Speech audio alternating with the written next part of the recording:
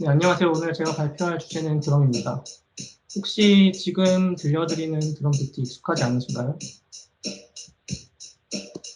네, 아실 분도 계실 텐데요. 이 비트는 놀면 뭐하니에서 유재석 씨가 친 비트입니다. 당시 유재석 씨가 초보였는데도 불구하고 곡도 다양하게 나오고 공연까지 했었죠. 이처럼 드럼은 비교적 진입 장벽이 낮고 락 음악뿐만 아니라 발라드, 재즈, 트로트까지 다양한 음악에 들어가는 리듬 악기입니다. 그리고 저도 이 드럼을 통해서 나름 부캐의 삶을 희망하고 있는데요. 하지만 요즘에 아무래도 육아나 코로나 때문에 거의 못하고 있어서 사실 취미라고 부르기는 좀 애매한 상황입니다. 그럼에도 불구하고 저는 오늘 어떻게 제가 드럼을 하게 되었는지와 그리고 드럼에 대한 간략한 설명을 드리고자 합니다. 먼저 제가 어떻게 드럼이라는 악기에 관심을 갖고 시작하게 되었는지에 대해서 말씀드릴 건데요. 이거 보신 적 있으신가요? 옆에 오른쪽에 있는 그 드럼매니아라는 게임인데요. 저는 이걸 초등학교 6학년 때부터 엄청나게 많이 했습니다. 드럼 스틱을 그때부터 따로 사서 갖고 가서 할 정도로 하고 지금까지도 만약에 오락실에 갔는데 저 게임이 있다 하면은 무조건 하고 옵니다. 실제 악기랑은 아무래도 다르겠죠. 기본적인 그립이라든지 치는 방법이라든지 모르고 무조건 곡을 클리어하기 위해서 막 치다 보니까 엉뚱한데 물집도 생기고 굳은 살도 생기고 했었습니다.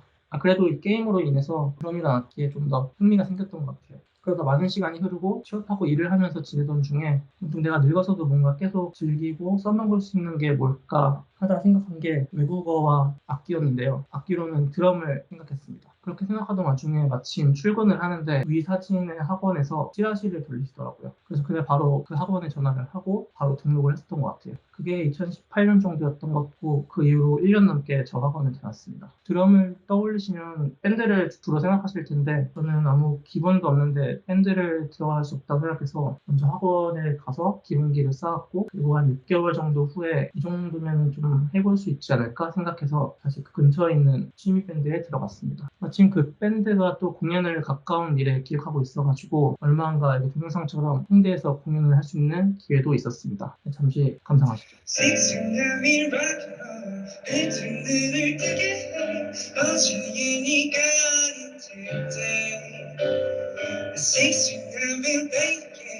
네 허리를 감았죠. 넌 내 의자 위에 앉았네.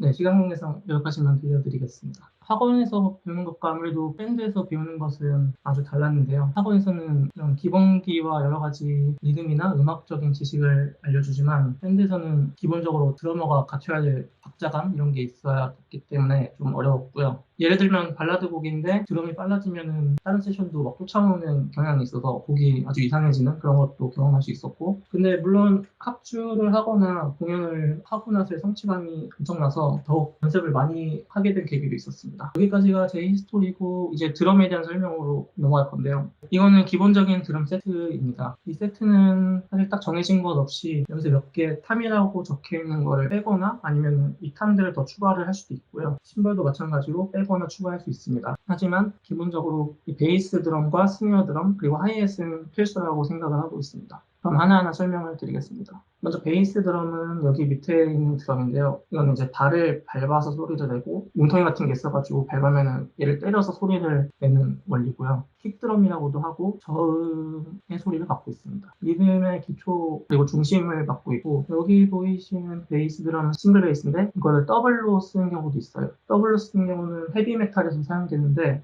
제가 그 예시를 또 들려드리겠습니다. 초반에 나옵니다.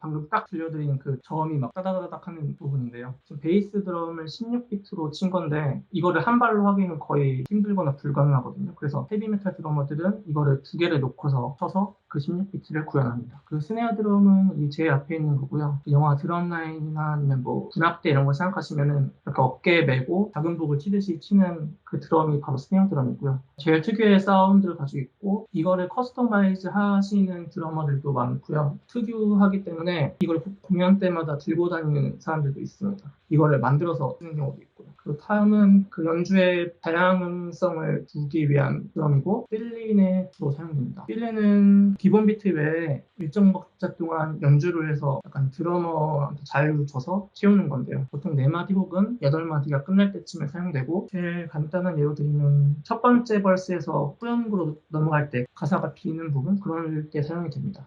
그리고 여기에 보이시는 하이햇은 보이시면 한 개의 심벌처럼 보이지만 위아래로 2개의 심벌로 된 구조고요. 이건 이제 얘를 페달을 밟으면은 이게 닫히고 냅두면은 열리는 오픈, 클로즈 각각의 연주를 가능하고요. 보통은 밟아서 클로즈를 연주를 하고 락 음악일 때 얘를 열어서 연주를 하고, 그리고 혹은 클로즈에다가 오픈을 하는 찰나에 쳐가지고 나는 그런 소리로 펑키한 느낌을 낼 때도 있습니다. 그리고 클래식 심벌들은 아시다시피 좀 강조할 때 사용이 되고 마디의 첫음 이럴 때 강조를 할 때 사용이 됩니다. 사이즈나 뭐 모양에 따라 소리가 다 다르고요. 그리고 여기 보이시는 라이드 심벌은 클래식 심벌처럼 비슷하게 생겼지만 하이햇처럼 16비트나 8비트를 연주하기도 합니다. 그 다음은 악보를 읽는 법인데요. 의외로 드럼에도 악보가 있습니다. 곡의 흐름에 따라서 간주로 넘어간다거나 할 때 리듬이 바뀔 텐데 그런 걸 읽거나 또는 필링이라는 부분을 다 외우지 못하고 이제 그걸 읽기 위해서도 필요하고요. 그 외에 클래식 심벌을 어디서 쳐야 된다거나 아니면 드럼에도 여러 기법이 있는데 뭐 아까 말씀드렸던 뭐 클로즈 오픈 이렇게 열 때 치는 거라든지 그런 다양한 기법을 악보에 나타낼 수도 있습니다. 저는 여기 제일 기본적인 리듬을 가져왔는데요. 이게 무슨 리듬이냐면은 아까 제일 처음에 유재석 씨가 친 비트예요.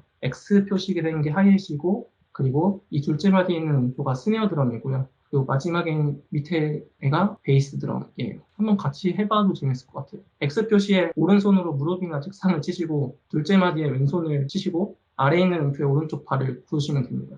한번 해보시면은 잘 되시나요? 일단 잘 되시는 분들은 드럼의 세계 한 발자국 가까이 오신 거고요. 드럼이면 다른 악기에 비해 시끄럽기 때문에 집에서도 하기 힘들고 뭔가 실제 드럼을 치기 위해 합주실이나 학원을 찾아가는 게 불편하다고 많이 생각이 되시죠. 그럼 지금부터는 제가 어떻게 연습하는지 보여드리고 입문할 때 필요한 거 그런 것들을 좀 보여드리도록 하겠습니다. 잘 보이시나요?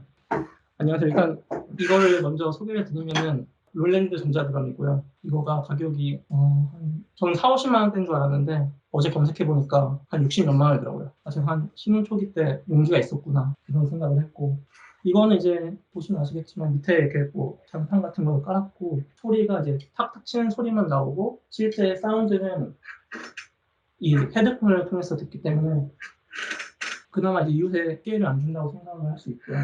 그래서 아까 잠깐 악기를 이게 이제 하이햇이고 이 소리를 들려드리기 위해서, 그리고 이게 스네어예요. 그 얘네들이 타는데, 그리고 얘네가 이제 클래식 심벌이자 얘 같은 경우 이제 라이드도 같이. 그리고 보통은 주로 이제 아웃풋을 여기로 하고 인풋에다가 이제 핸드폰 같은 걸 연결해가지고 음악을 들으면서 그걸 맞춰서 칠 수가 있어요. 이거가 전자드럼에 대한 소개고 입문으로 이거를 바로 추천을 드리긴 어렵고 왜냐면 가격대가 있다 보니까 처음에는 만약에 드럼을 배우고 싶다 하시면은 아무래도 합주실이나 학원 같은 데서 먼저 좀 경험을 해보시고 하는 게 제일 베스트긴 하겠죠. 그게 아니라면은 저희 오픈 스페이스 뒷공간에 저희 고무 패드가 있어요. 그거를 한번 쳐보시는 것도 굉장한 도움이 될 수 있습니다. 처음에 고무 패드는 어차피 손의 근육을 키우기 위해서 더 많이 연습을 해야 되거든요. 왜냐면은 이게 뭐 치는 게 간단해 보일 수도 있는데 막상 치는 게 왼손으로 이게 드럼의 정중간을 정확하게 때려야지 제일 베스트인 소리가 나요. 그래서 왼손을 계속 친다는 게 보통 오른손잡이시기 때문에 이게 막상 쉽지가 않아요. 계속 같은 부분을 때린다는 게. 그래서 이걸로 한번 아까 보여드린 기본 비트를 한번 해보겠습니다.